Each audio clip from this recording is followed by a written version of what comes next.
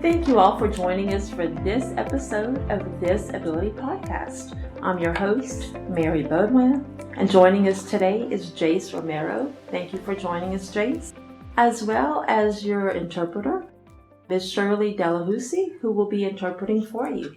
Thank you both for being here today. Thank you for having me here and the opportunity for this podcast. I'm Jayce Romero. I'm really very excited to share with you related to the Usher syndrome that I have and many other experiences. Jayce, let's get started with where you're from and a little bit about your heritage. Well, really, I was born in Lafayette, Louisiana. I'm really supportive of the Cajun heritage, the culture, and I'm very proud of it. When I was born deaf, and I didn't really have the diagnosis of Usher syndrome, but later when I was 6 or 7, I went to the school and they suspected that I might possibly have Usher's because my balance was really bad and I would fall down a lot, and the school sent me to my mother, sent a message that probably let's evaluate Jayce. And then I was diagnosed with Usher syndrome. Growing up, I really saw very normally during the daytime, except at night, my vision wasn't really great. And then when I went to mainstream school, I was 12. I moved to Austin, Texas in 2012. And at that time, I went to the Texas School for the Deaf, and that's where the best opportunity was for my education. And I continued on until I graduated in 2019. And then I worked for the federal and state governments. And then COVID, I moved back here. And then my vision immediately started regressing. It really became very serious. But I found what was the research for Usher syndrome in New Orleans with Dr. Jennifer Lentz. And we've continued working together. And in 2022, I went to ABL, Affiliated Blind of Louisiana, for DeafBlind training at that center. And I did progress there, and then I transferred to Helen Keller National Center in New York, and I went there and things progressed, and I got more and more training. Soon I will be returning to Helen Keller for more in-depth training and to meet more challenges. And that's my plan, my goal right now, to become as independent as possible. Why is it important for him to be involved and to be an advocate for people who are deaf and blind? It's very important to help this community so that people can recognize people with Usher syndrome, because Louisiana has a very high number for Usher syndrome population in the deafblind community, hearing blind. There are various levels of Usher syndrome. But it seems like many people in families or friends or just in general services in the community, they don't seem to recognize the people with Usher syndrome. And they look at us that they don't understand us. And for example, sometimes I have noticed in general public, they don't understand Usher syndrome at all, and for most of the time. So I want to show them my cane, and they see that I'm blind. That's very common. But when they know that I'm deaf, it's really much more of a challenge than hearing blind.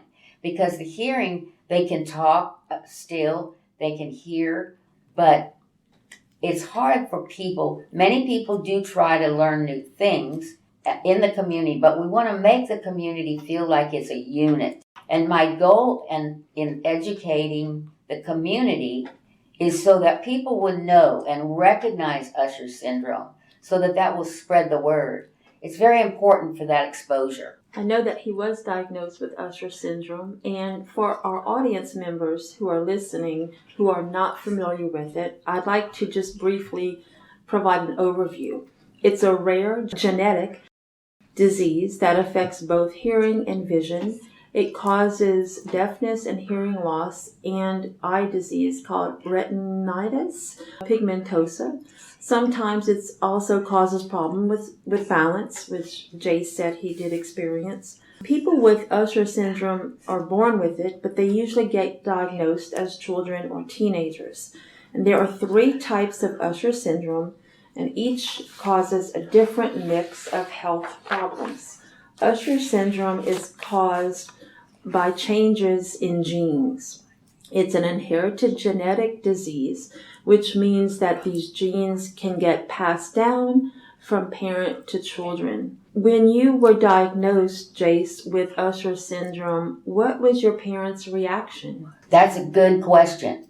I had type 1 Ushers B. 1B itself is many of the deafblind in Louisiana. That's common in this area. With that, my Ushers, when I was about 7, when I was diagnosed, it was from actually both my mother and my father. So it seemed they were both carriers. So that means I really see no one else in my family with this. So it's obviously I got it from my parents. Also, I had one deafblind cousin. Really, we had never met. At that time we grew up, I was much older, and I finally got involved with the deafblind community in Lafayette. And at that time I met this person, and I felt in my gut, I feel like he must be related to my family. And I asked, and we talked, and we found out, yes, we are family. We're actually cousins. And we were both shocked. And I was wondering about, in my family, did they keep that a secret? A lot of these people, they're very secretive. They're not really friendly. So I did my best to find out. Backtracking just a bit, I did some looking into my ancestry, and it seemed like on my father's side of the family, it actually was from Italy and then moved and then to New Orleans. So it was 300 years ago in that family history. But it didn't really show any abnormalities, but I think the one from Italy may have had Ushers. But I did some investigation. On my mother's side, there were some family from Canada. And that's why the Ushers, because it went through the generation. But there were other historical reasons. Maybe they moved here, a lot from Canada, and they moved here and they really married cousins, and that caused the Ushers. But I'm not sure exactly where it all comes from, but they were both carriers. So it's 100% that I would have it. Whenever he was young, did he go to a regular school or did he go to a school for deaf children? Growing up, I went into a mainstream public school, elementary, S.J. Montgomery, here in Lafayette. And as I grew up, I was in the deaf program. Okay. They had interpreting services, but really that program wasn't really great. And it seemed like my education and language, it was deprived. I really didn't do that well. And my mother decided to take me out of school, got in contact with a person in Baton Rouge who was a counselor. And we talked to that person, and they suggested maybe it would be better to go to Texas School for the Deaf. At that time, I was leaving 4th grade. I skipped 5th, went straight to 6th. I got into that middle school there in Texas, in Austin, where it was a much better educational system. And I was learning language and signing, and I was learning much more rapidly. And then as that progressed, I succeeded. And I had more knowledge. I had better communication skills, much better than when I was younger. But I'm really happy now that I do have my education and I'm able to communicate. And I think his education is planning to continue. He wants to go to Gallaudet University. Is that correct? Yes. I plan to go to Gallaudet, probably to major. I'm not quite sure in exact my major. I've got 2 thoughts, political science or psychology. I'm not real sure, but for now, I'm waiting till later. And when I get into Gallaudet, I'm going to just kind of take my time, see how I progress. You know, those ideas may change. I trust myself to just watch out for that.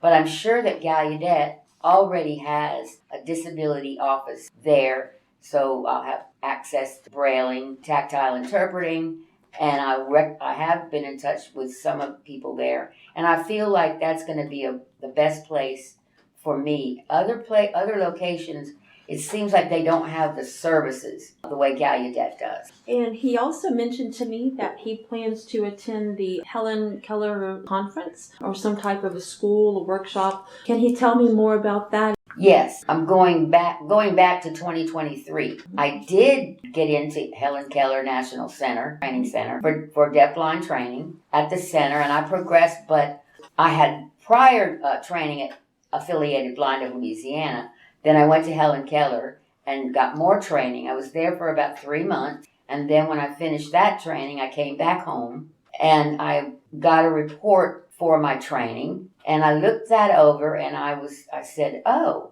I've noticed some of my areas I haven't really finished, and they recommended some other areas, like more on independent living skills, and I felt like I wasn't done. So I asked vocational rehab, is it possible for me to return to Helen Keller? And vocational rehabilitation here agreed and worked everything out, and Helen Keller accepted my application to return because of what was requested, that I needed more training. So I'm really looking forward to going back to Helen Keller for more challenges, more independent skill training, for all the things that I need. Then I need everything to be complete, so that way I will be prepared to go to Gallaudet.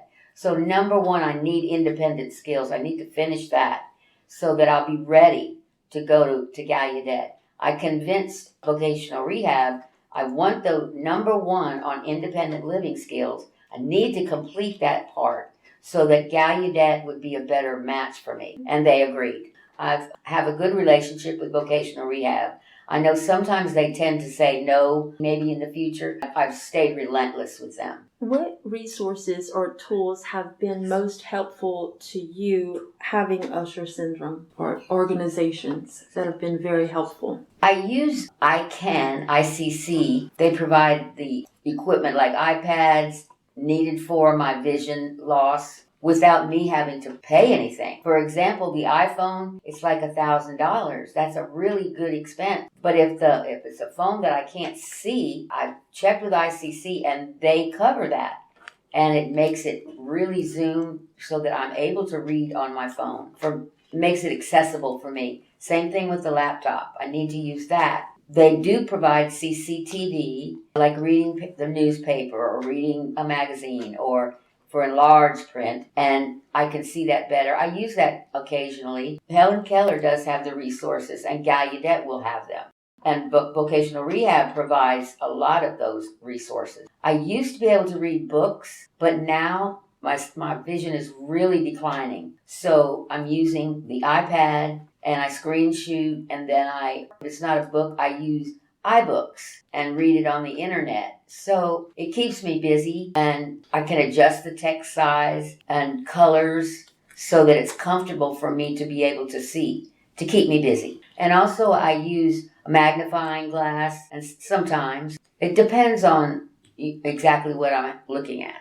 If a group of parents have a child that's recently diagnosed with Usher syndrome, what would you like to tell the parents of that child, and what would you like to tell that child, just from your own experience? Number one, if I see that parents are they're freaking out, they don't know what to do with that child, Usher syndrome, I would simply recommend to the parent that they need to become affiliated with vocational rehab services, because they have number one resources on what the child will need. They need to provide support. For example, like when they go to school, they'll give support like interpreters, and they will cover that fee. If the parents can't afford things for the child, what they need, like a big computer that they could see, they can also provide through ICC that equipment, or through vocational rehab, depending on what that equipment and what they qualify for. But understand, the child needs to go to the eye doctor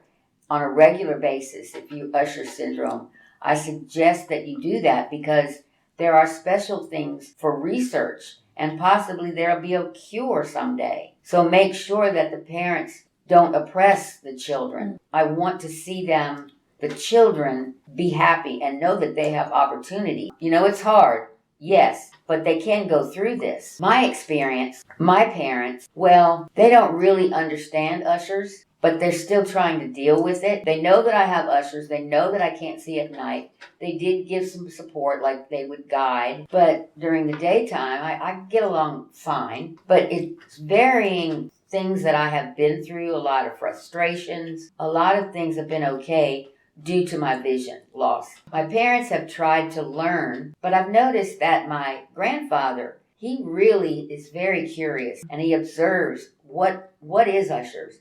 And he will look and he wonders and he asks questions. And I feel like I can be kind of ashamed that they're just observing. But I do ask them, why are you watching me like that? And they said, because of your vision. And I feel I know it's hard to understand how to really express your emotions and support and try to make a better family environment. But I do also remember my grandfather saw something maybe that it was something in the house. For example, they just recently got a new piece of furniture, and they would tell me, make sure we've just added this in the room so I wouldn't run into it or hit it. Or if they're changing a lamp, they let me know. And I will tell them if it works for me or not. And they'll make adjustments. They'll tweak things so that I can make me more comfortable. There's many examples of that, what my grandfather has tried to fix for me. And sometimes I'll say, I want something, I need something, but not most of the time, not really. And especially as I get older, I am more independent. I'm learning about touching because my vision is really declining. So I do have to be very tactile in the environment. In the house, everything pretty much stays in the same location, so it makes it easier. Has he ever experienced being depressed or lonely and feeling maybe isolated? And if you have, what would you tell someone who might be going through that right now if they have Usher syndrome? Yes, I'm happy to share with you. Growing up, it wasn't really an issue. But I'd say about the age of 21, my vision dropped sharply. And after I left my job during COVID, when that spread, that was a huge challenge. Because I was overwhelmed during COVID. I just was home all the time. There was nothing to do. In the early part of 2020, till the summer, finally, my vision was okay. I went back to work until I felt, there was something in my department manager. I felt he was kind of picking on me and discriminating on my DeafBlindness. I felt really overwhelmed. I felt lost. And it continued. And it had a really hard time getting interpreters. Because of COVID, there weren't a lot of people available. So I just finally made the decision to resign. And after I did, I decided to move back home to Louisiana. During COVID, I understood everybody was stuck. But a couple of months later, my vision actually did decline more and more. And I was really losing. I didn't understand. Why is my vision not as good? It was like in a short period of time. I went to the store one day and I could hardly see anything. I couldn't figure out. It wasn't the same as I had done before. It was so different. And I was really very confused about that. I thought, I guess I can't go to those stores anymore. I can't do those things. So I would stay home more and more, and I had more and more headache, and my vision was awful, and I was very, very depressed. I really wanted to be able to see. I wanted to drive. I wanted to socialize. I had no idea what I was going to do in the future. I was scared because when COVID's over, I wanted to go back to college, and I wanted to be able to see, and I thought, I had all these thoughts, like I didn't know what the future would be. And at that time, it was tough. It was terrible. I really didn't like it. And I was deeply depressed. I was lonely. I just kind of stayed in my room all by myself all the time. My grandparents were trying to be helpful, and I told them, my headaches are bad and my vision is bad and I'm so emotional. Really, at that time, I wanted to remember about the past, something that helped me and to understand. So at the time, one regional rep from Helen Keller who worked in Baton Rouge, that person got in touch with me. She knew that I had moved back to Louisiana. She contacted me because I had posted on Facebook, if anyone knew, does Louisiana have vocational rehab services? Because really, I did not have any idea what I was going to do. So she hooked me up with Helen Keller and vocational rehab and some other people. They sent me something about an SSP program, and I thought, what is that? Support service provider. Okay, they work with the deafblind. Oh, I felt, oh my gosh, I had no idea. This is a new world for me, the deafblind world. So as I moved on, there were so many little steps that I had to take. Like I met some interpreters who explained things to me. And then I stepped into the DeafBlind organization, and I met more and more deafblind. I felt very shy. I wasn't sure. I didn't know these people. And there were many interpreters there and SSPs. And I noticed that some of the deafblind just would come up and be kind of aggressive and come to meet me. And I learned and learned as it went. And as they looked at me, they noticed that I've actually changed. Now I'm very social. I'm in the deaf community. I'm in the deafblind community. I'm in many things. I've improved so much. And I'm feeling like I'm going back to the old person, the depressed person. But still, I do have some disappointment of my vision loss, of course. And I know it's hard to accept sometimes. It takes time to process. But I'm very happy to have the socialization in the community, and I have the SSPs so that I can, if I can go to the store, I can go. And I'm much more satisfied today. Does he have a good support network here? Would he say that he's got a good group of friends or people he can reach out to if he ever does feel isolated or sad, having a bad day? Good question. Not really a lot of networking, but I do have deafblind contact actually in the U.S. There are many deafblind all over. It seems like most of the deafblind don't really use that a way to contact or the networking. A lot of them don't use the Facebook. They're afraid of being hacked or scammed, and because we are deafblind. Instead, I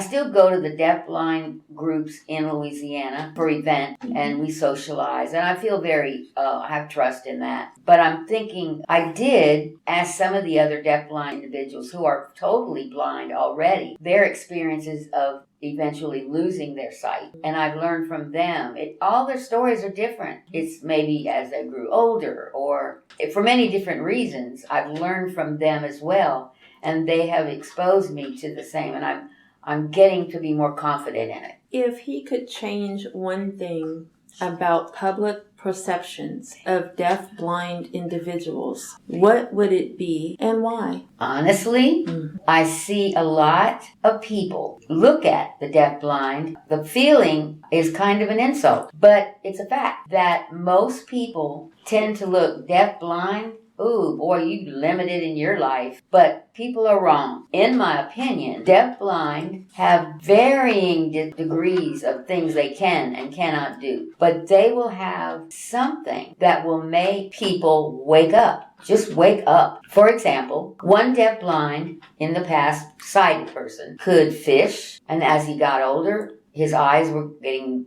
worse. He tried to go fishing, and they thought, well, he can't see anymore. But deafblind can do that. For example, with an SSP, they can guide them to an area. They'll know where they can throw in the line. They can feel the tug of the fish, and they can do that. They can communicate with some assistance help. So people then are like, oh, I see. That's not that hard. They're not don't think of it as a burden, just assistance. That's it. For someone who is hearing and sighted, do you encourage them to approach you with your SSP to talk to you, to have a conversation? Yes, and sometimes for maybe the reasons, it depends on how people feel. If they feel respectful, I'd like to meet you, or I'd like to learn more about your situation. I'm open to that. If a person would ask me, why do you have a cane? Why is yours a different color? For example, my cane, standard, what most people see, deafblind, is a black, red, and white. That's for deafblind. I'm the opposite. I use orange and white. That's it. just straight up. People don't understand that. But now people are noticing that and recognize it's a little bit different. Why is it different? Because some of the deafblind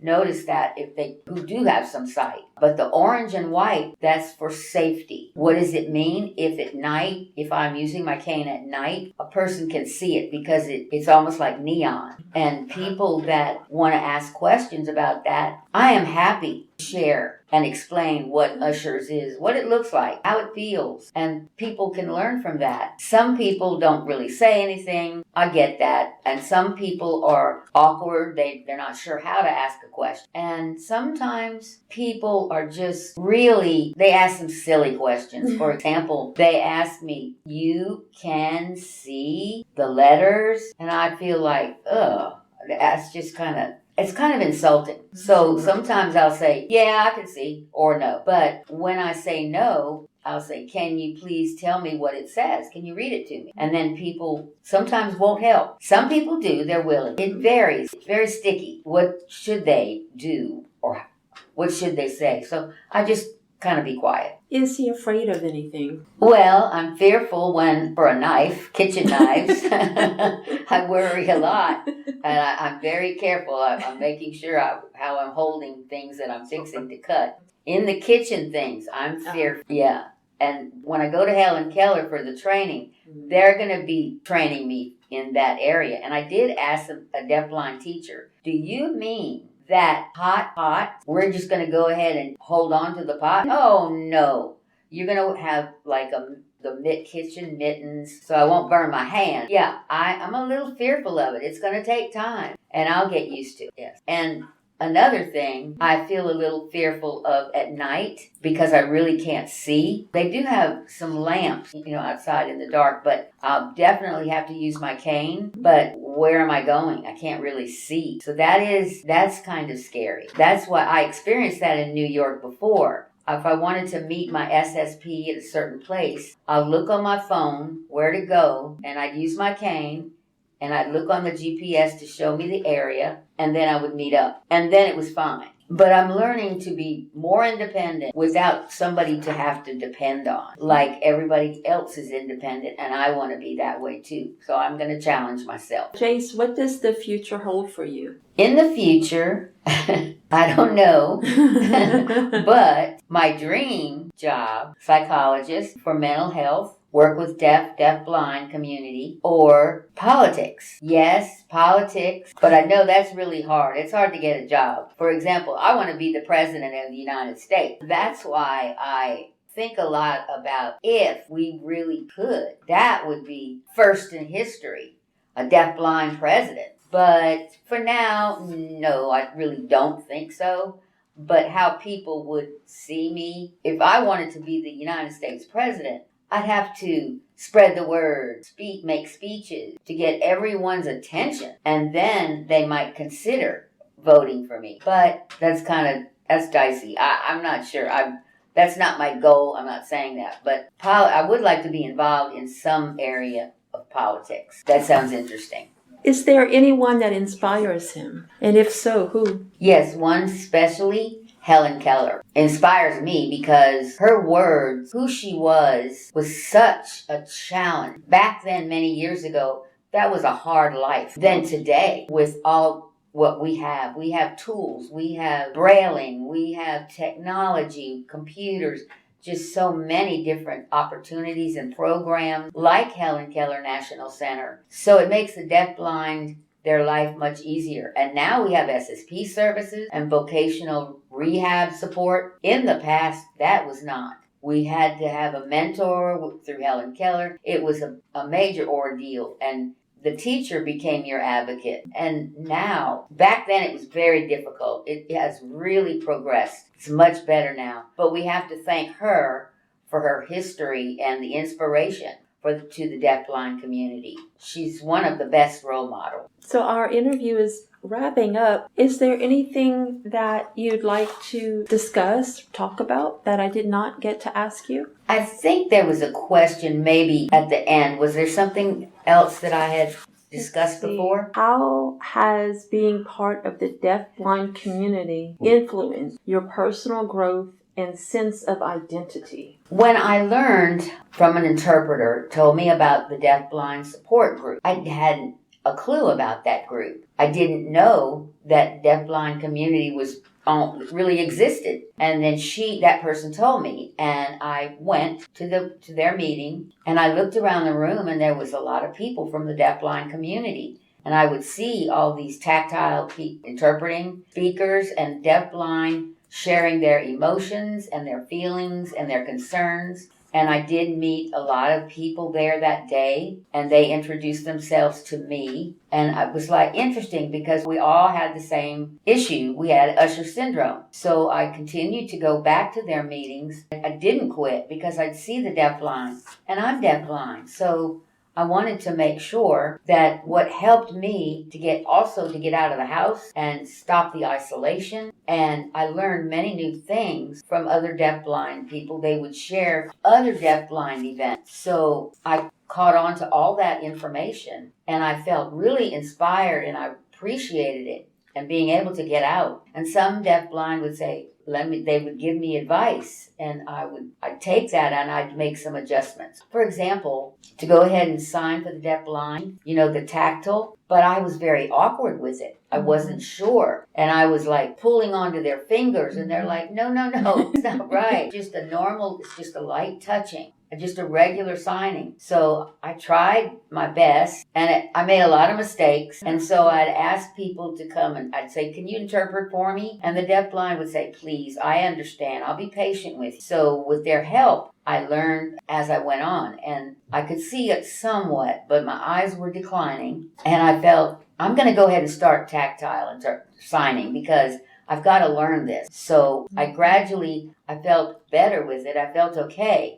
Because during COVID, I had no plans, no job to go back to. I had nothing to do. I was just very isolated. I thought, you know what? I need to try to get into the community more. And all of that helped me to grow and learn faster. And I really had trust in that. And I grew personally and have succeeded in many areas. And I've learned a lot from the deafblind culture. And now that I'm ready for education, I feel more prepared, and I feel proud of myself for succeeding to get into that community. I think that he's an inspiration. Thank you. It's been a pleasure to interview you, and I want to thank you and Shirley for being here today. Thank you so much. You're welcome. Help us grow our audience by subscribing to our podcast on Spotify, YouTube, Amazon Music, Apple Podcasts, and other podcast networks. Additionally, if you enjoy listening to our podcast, help us to be discovered by leaving a rating or review of our episodes. This will connect us with other potential listeners and help us to expand our audience. From all of us at This Ability Podcast, we thank you for your ongoing support of our mission to unveil stories that inspire and enlighten others in the special needs community.